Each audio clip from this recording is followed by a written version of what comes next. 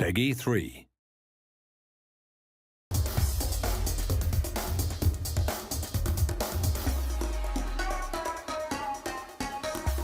I think there was a lot of limitations in our old collision system. It was very good, but it didn't allow us to do some things that were quite difficult. So a lot of times in FIFA 11, you'd get a situation where maybe two players are running into one another, and because there's a lot of contacts between those two players, with the old system we had to pick one contact, which meant that we'd get a collision animation that did a great job of showing you that there was a collision, something happened, but maybe didn't take into account every little detail.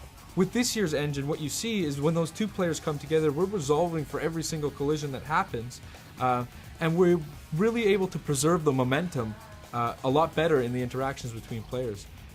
This looks fantastic when you get into the replay camera and you see all of the limbs and the parts bending and contorting as you would expect them to, like you would see on real-world TV. But it also translates into the telecam, where you really feel the difference of the game and you really feel that preservation of momentum. Another benefit that we get is we resolve a lot of our clipping issues in the game this year.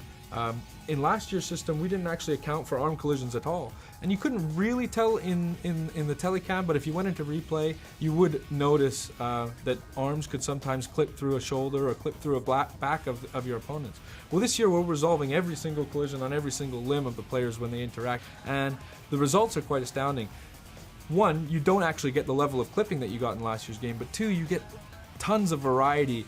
You don't get these robotic animations in jostling and shielding. You get more of a tussle between the players and a fight for possession that feels more realistic, feels like things that you might see on TV.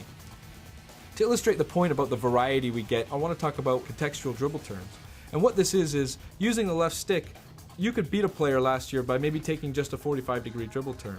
But sometimes when you would do that, maybe you'd knock the ball by him and that player would stick out a leg trying to tackle you or really be in the way of where you're trying to go after the ball has passed him. So when you add this year's engine on top of the contextual dribble turns, what you get is realistic behaviors, realistic things that you would see on television happening in the game.